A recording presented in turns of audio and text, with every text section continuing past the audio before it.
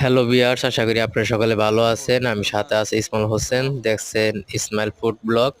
তো আমি ঈদ উপলক্ষে অনলাইনে একটি জুতা অর্ডার দিয়েছিলাম নাহিদ শুতে।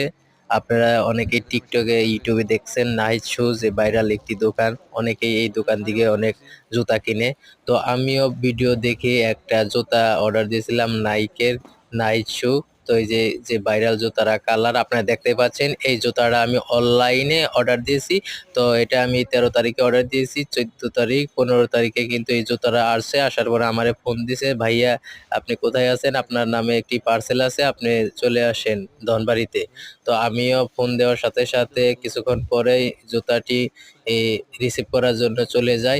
চলে যাওয়ার পরে জুতাটি আমি দেখি, আনবক্সিং করি। আনবক্সিং করার পরে আবার জুতাটা আমি আসলে সাইজে খাটে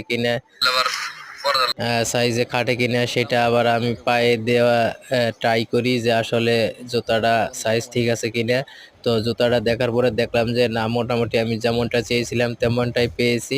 তবে যেহেতু এখনো ইউজ করা হয় নাই, বলতে পারবো আমি ইউজ করার পরে, যেহেতু ঈদ উপলক্ষে কিনছি, ঈদের পরে আমি আপনাদেরকে বলতে পারবো যে জুতাটা কেমন ছিল, আসলে ভালো না কেমন। এই জুতাটা ভাইরাল জুতা। ধন্যবাদ সবাইকে। 1000 টাকা।